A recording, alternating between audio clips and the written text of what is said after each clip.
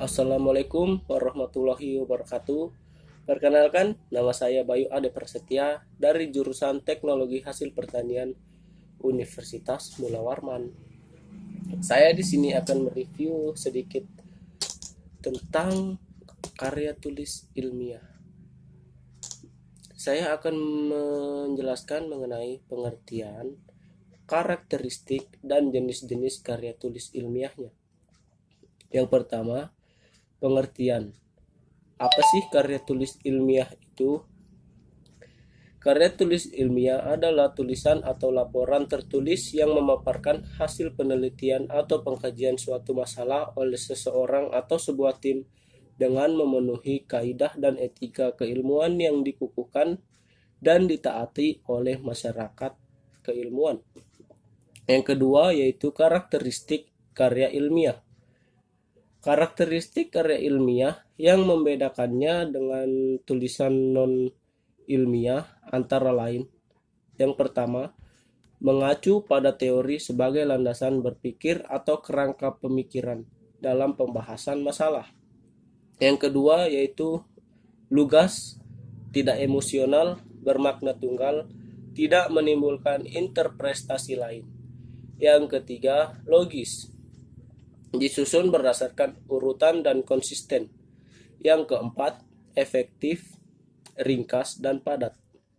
Yang kelima, efisien, hanya mempergunakan kata atau kalimat yang penting dan mudah dipahami. Yang keenam, objektif, berdasarkan fakta setiap informasi dalam kerangka ilmiah selalu apa adanya, sebenarnya, dan konkret. Yang ketujuh yaitu sistematis, baik penulisan dan pembahasan sesuai dengan prosedur dan sistem yang berlaku. Selanjutnya yaitu jenis-jenis karya tulis ilmiah. Jenis-jenis karya tulis ilmiah itu apa aja sih? Yang pertama yaitu artikel, yang kedua makalah, yang ketiga kertas kerja, yang keempat paper, yang kelima skripsi, dan keenam tesis, ketujuh disertasi, yang kedelapan artikel ilmiah populer. Artikel itu apa sih?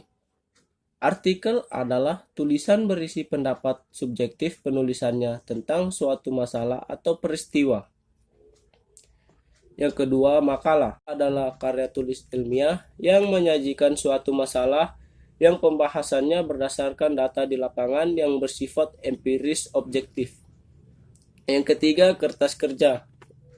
Kertas kerja atau work paper pada prinsipnya sama dengan makalah, namun dibuat dengan analisis lebih dalam dan tajam dan dipresentasikan pada seminar atau lokarya yang biasanya dihadiri oleh keilmuan.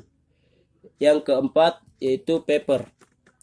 Paper adalah sebutan khusus untuk makalah di kalangan akademis atau mahasiswa dalam kaitannya dengan pembelajaran dan pendidikan sebelum menyelesaikan jenjang studi diploma, S1, S2, dan S3.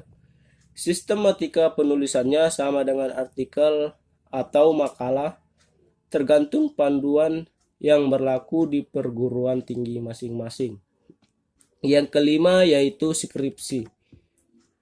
Skripsi adalah karya tulis ilmiah mahasiswa untuk menyelesaikan jenjang studi S1 atau sarjana. Skripsi berisi tulisan sistematis yang mengemukakan pendapat penulis berdasarkan pendapat atau teori orang lain. Yang keenam yaitu tesis.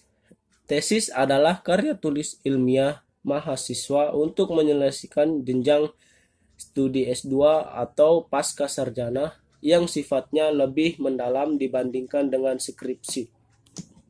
Yang ketujuh, disertasi. Disertasi disebut juga PhD-thesis, adalah karya tulis ilmiah mahasiswa untuk menyelesaikan jenjang studi S3, meraih gelar doktor yang mengemukakan suatu dalil yang dapat dibuktikan oleh penulisan berdasarkan data dan fakta yang sahih atau valid. Yang ke-8 yaitu artikel ilmiah populer.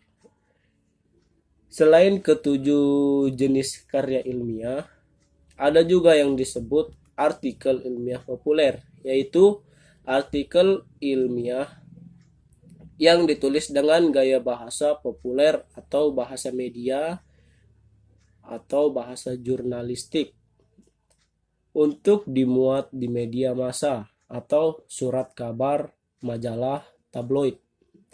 Berbeda dengan artikel kimia, artikel ilmiah populer tidak terikat secara ketat dengan aturan penulisan ilmiah. Ya, selebihnya sampai sini saja saya menjelaskan mengenai karya tulis ilmiah ini. Mohon maaf jika ada salah-salah kata, mohon dimaafkan. Assalamualaikum warahmatullahi wabarakatuh.